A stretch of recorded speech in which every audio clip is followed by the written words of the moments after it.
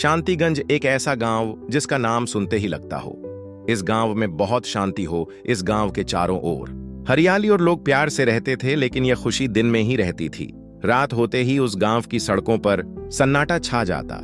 शाम होने से पहले ही गांव के लोग अपने अपने घर में चले जाते। कहते हैं जो भी रात को अपने घर से बाहर निकलता था उसकी रहस्यमयी तरीके से मौत हो जाती।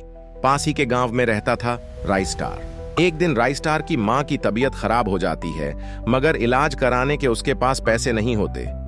राइस्टार का दोस्त बताता है कि पास के गांव में एक गाड़ी का शोरूम है जिसमें काम करके बहुत सारा पैसा कमा सकते हैं। अगले दिन राइस्टार उस गांव में काम के लिए जाता है।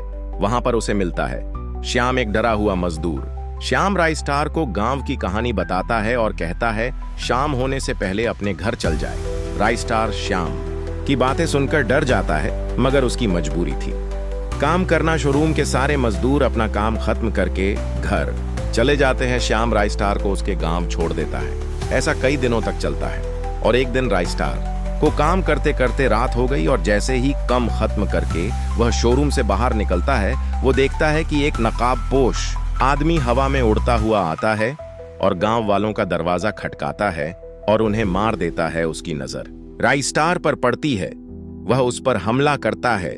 राइस्टार वहां से भागने लगता है। वह नकाबपोश उसे बेहोश कर देता है। अगली सुबह श्याम उसे ढूंढता है और वह देखता है कि राइस्टार बेहोश पड़ा है। राइस्टार जब होश में आता है तो वह श्याम से कहता है कल रात मैंने उसे देखा। क्या अब राइस्टार अपनी और गांव वालों की जान बचा पाएगा?